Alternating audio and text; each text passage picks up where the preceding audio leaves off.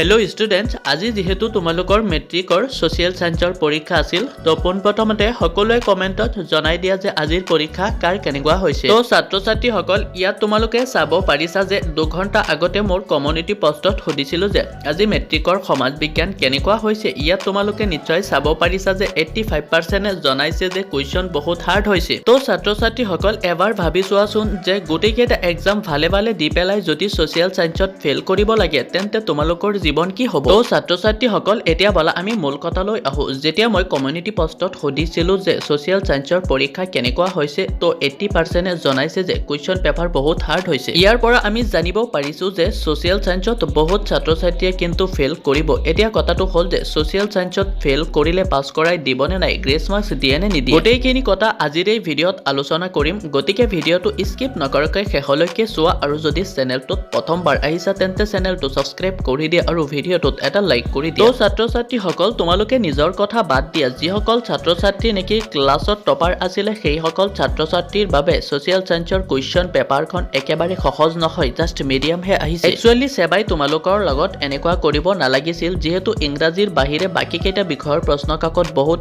Easy আহিছিল, কিন্তু লাষ্টত একেবাৰে তোমালোকৰ ছ'চিয়েল ছায়েন্সটো বহুত হাৰ্ড কৰি দিছে। য'ত নেকি মেথছ আৰু ছায়েন্সৰ কুৱেশ্যন পেপাৰ বহুত হাৰ্ড দিব লাগিছিল, তাত মেথছ আৰু ছায়েন্সৰ কুৱেশ্যন পেপাৰ বহুত ইজি দিছে, কিন্তু লাষ্টত গৈ পেলাই ছ'চিয়েল ছায়েন্সৰ কুৱেশ্যন পেপাৰ কনচেপচুৱেল টাইপৰ বনাই দিছে। আচলতে চেবাই এনেকুৱা কিয় কৰিছে, এফালে তোমালোকৰ মেট্ৰিক পৰীক্ষা নতুন নিয়মত পাতিছে, MCQ আৰু থিয়ৰী দুয়োটাতে এক্সট্ৰাকে পাছ কৰিব লাগিব, আৰু আনফালে দেখোন ছ'চিয়েল ছায়েন্সৰ কুৱেশ্যন পেপাৰ ক'বলৈ গ'লে আউট অফ চিলেবাছ, ভিতৰুৱা কাটিছে। তো আজি হৈ যোৱা তোমালোকৰ ছ'চিয়েল ছায়েন্সত যিবিলাক MCQ আহিছে সেইকেইটা কিন্তু ভিতৰুৱা আহিছে, আৰু এটাও কিন্তু কমন পৰা নাই। বহুত ছাত্ৰ ছাত্ৰীয়ে জনাইছে, আনকি মই নিজেও কুৱেশ্যন পেপাৰখন চাইছোঁ, আৰু যিবিলাক ডাঙৰ ডাঙৰ কুৱেশ্যন আহিছে সেইবিলাক কিন্তু 20%ও কমন পৰা নাই, সেইবিলাক কিন্তু ভিতৰৰ পৰা বনাই দিছে। এতিয়া ছাত্ৰ ছাত্ৰীসকলে ভয় খাই আছে যে ছ'চিয়েল ছায়েন্সত ফেইল কৰিলে কি হ'ব। এতিয়া কথাটো হ'ল যে ছ'চিয়েল ছায়েন্সত ফেইল কৰিলে কি হ'ব, আৰু তোমালোকৰ ছ'চিয়েল ছায়েন্সত কিমান নম্বৰ গ্ৰেছ দিয়া হ'ব অলপ পিছত জনাই আছোঁ। তো ছাত্ৰ ছাত্ৰীসকল, একচুৱেলি ছ'চিয়েল ছায়েন্সৰ কুৱেশ্যন পেপাৰ ইমান হাৰ্ড নাহে। তোমালোকে যদি প্ৰিভিয়াছ ইয়াৰৰ কুৱেশ্যনবিলাক চোৱা, তেন্তে তাত চাবা যে ডাঙৰ ডাঙৰ কুৱেশ্যনবিলাক একেবাৰে ডিৰেক্টলি কিতাপৰ পৰা উঠাই দিছে, অৰ্থাৎ অনুশীলনীৰ পৰা আহিছে। কিন্তু এইবাৰ দেখোন ছ'চিয়েল ছায়েন্সৰ কুৱেশ্যন পেপাৰ বহুত হাৰ্ড কৰি দিছে, ভিতৰৰ পৰা যিমান পাৰিছে বনাই দিছে। এতিয়া কথাটো হ'ল যে ছ'চিয়েল ছায়েন্সত গ্ৰেছ মাৰ্কছ দিয়ে নে নিদিয়ে আৰু কিমান দিব।